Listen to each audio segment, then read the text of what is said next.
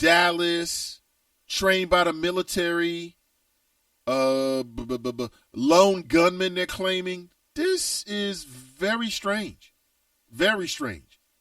And I was not happy to see that the man that they found was black. I was not happy to see that. I'll be honest with you, as a brother, we don't need that. But real is real.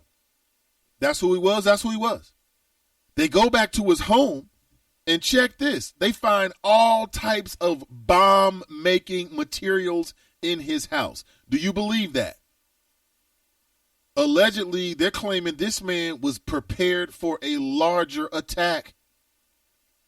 Micaiah Johnson, 25 years old, an African-American Army Reserve veteran who told the police that he wanted to kill white officers, had been practicing detonations, and that the explosives material had the potential to, and I'm reading verbatim here, to have devastating effects throughout our city and our North Texas area. Really? Did he really, or is it because these officers were killed, they're really talking it up? Show me the explosives. I want to see the munitions. Okay, I want transparency. Micah Johnson. What does this say that he was trained by the Army Reserves? What does that say? Does he have any co-conspirators? It seems very strange that this man can kill 5 officers, wounded 11, a couple of civilians, all by himself. Did you see the video where, again, they're not telling us, did you see the video where Micah Johnson or whoever was, so you're telling me that the same man who I saw kill a police officer, it's just standing outside of some building, and Micah Johnson, I guess, allegedly, the gunman, is standing by one of the pillars, okay, right in front of like a plaza area. I'm sure you've been to something very, very similar where you have, not pillars, they have these columns that seem to be supporting, a part of the building that's actually covering the sidewalk at the same time. You can picture that? These huge columns, like something you might even see if like you're going to a bank in a major city downtown. And so one officer's like peeking around on one side, but what he doesn't see is that the bad guy, he comes from the back and literally walks up on this officer, shoots him in the back, and then he falls to the ground, and then he shoots him some more. And I'm like, that's how you go? I'm not trivializing it, but damn. And you could tell this officer was scared. And so apparently he was moving forward and moved too forward.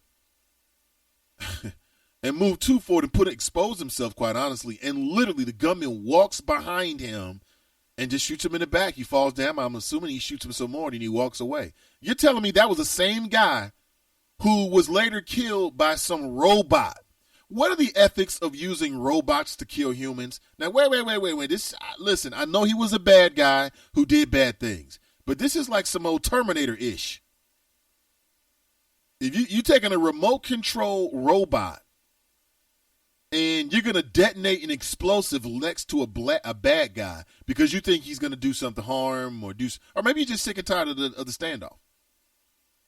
What are the ethics of that? That's interesting.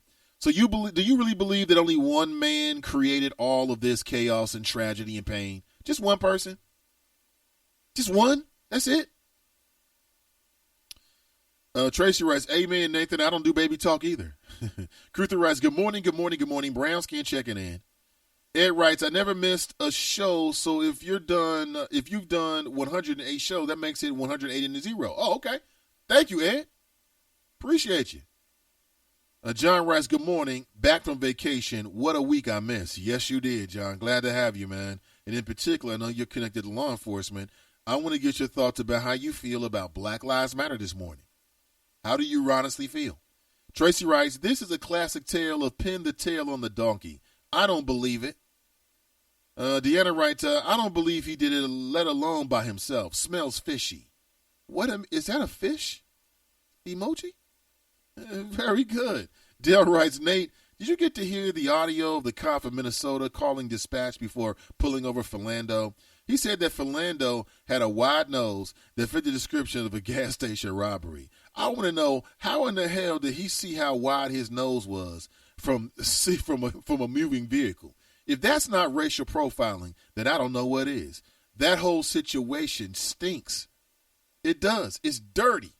And that's the reason why the governor said it was racially motivated. When was the last time that a governor, after a black man no less, is killed by a police officer, comes out and his statement is, it was racially motivated? Could you imagine John Kasich ever doing something like that?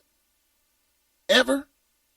Could you imagine John Cranley, the mayor of Cincinnati? Can you imagine him doing that? Matter of fact, it's been a while for the mayor being on the show.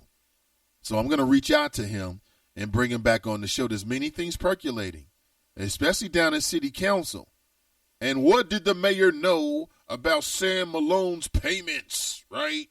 With his special contract. That Negro got a special contract, right? We need to talk with the mayor.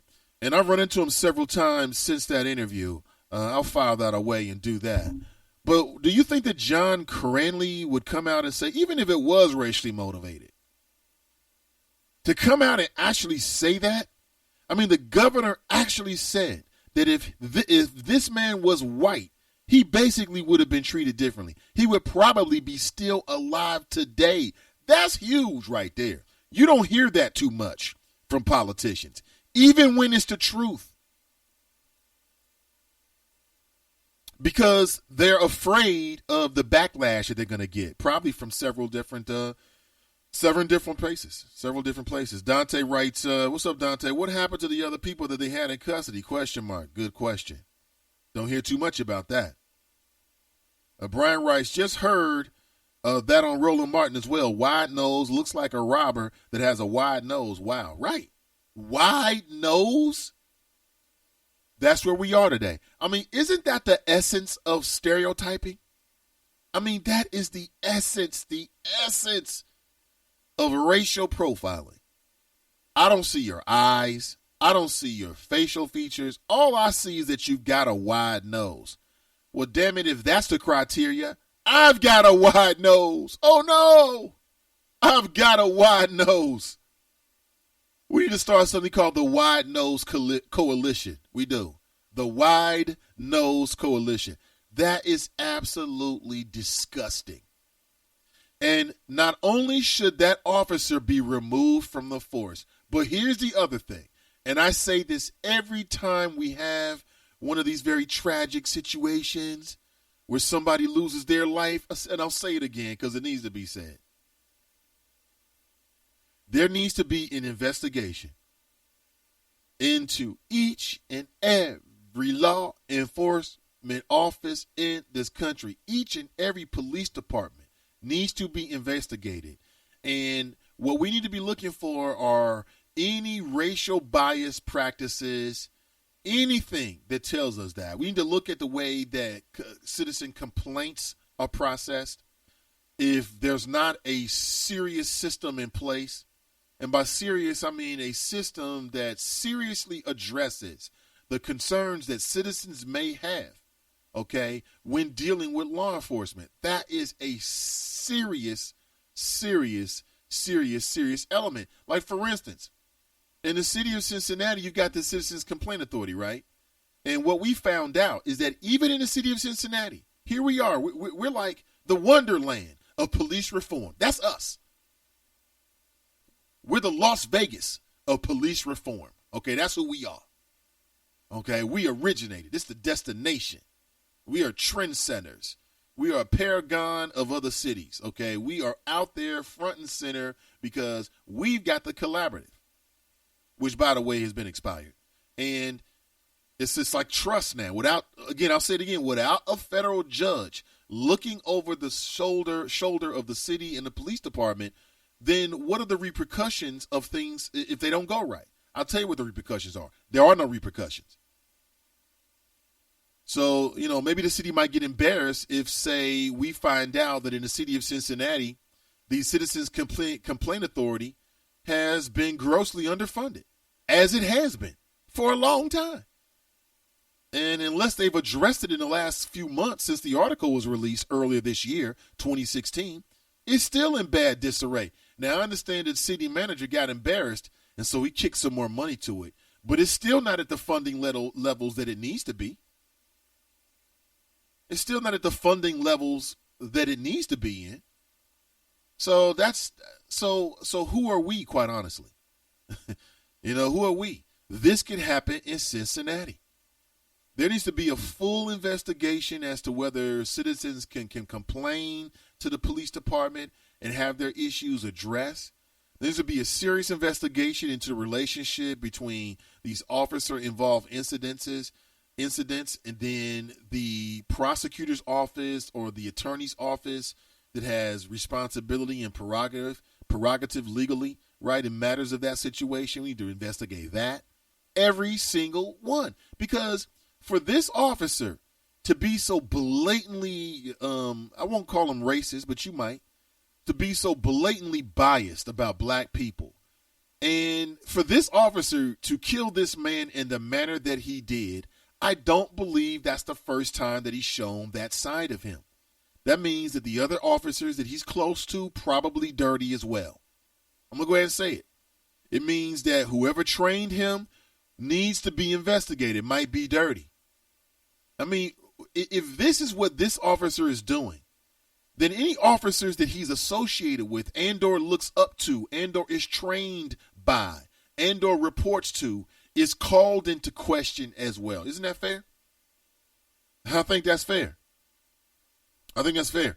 John writes, short opinion, Black Lives Matter words versus sentiment. Words, people focus on the words, and that's why you get so many sayings like all lives matter, blue lives matter, etc. It makes supporters angry because the sentiment is about how African American males are disproportionately killed by police officers. This is the impasse. Words versus sentiment. Only one of my problems. Okay. Appreciate the truth. Junior writes, WNC, Wide Nose Coalition, front and center. That's right, me too. Edward writes, I thought Loretta Lynch was the answer, but I guess I was wrong, shaking my head. Listen, Loretta Lynch is not the answer. And why do we know? Well, we know here in the city of Cincinnati because she came to Cincinnati and it didn't change a damn thing. None of damn thing has changed.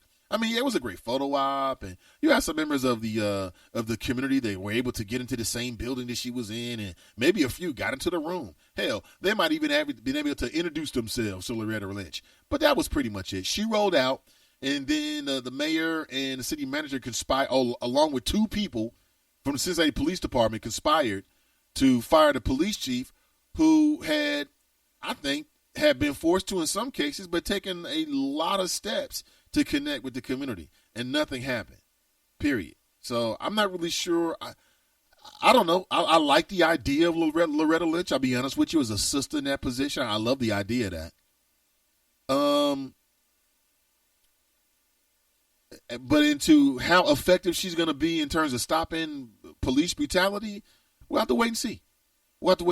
I do believe that she would prosecute officers if that's what it takes. And we'll have to see what happened with the Justice Department. But again, the former Attorney General has already told us that there's a huge impasse, to steal a word that someone used earlier. And that is that he says it's very, very difficult to find an officer guilty when it comes to civil rights violations. And that's when you can really give them some serious time. He says that those requirements, those legal requirements need to be rethought by the politicians. But the politicians haven't picked that up. Robin writes, morning, everyone. Good morning, Robin. Good to see you. Dylan writes, the so-called sniper took a pic with Professor Griff at a book signing. Now they're investigating Professor Griff. Griff said, I took pic with a lot of people that day and said, I do not know that man. Well, that's the reason, because Professor Griff, if I can get it out, that man is out there. Yeah, he's on some other stuff now. He's got a whole nother vibe he's on, okay?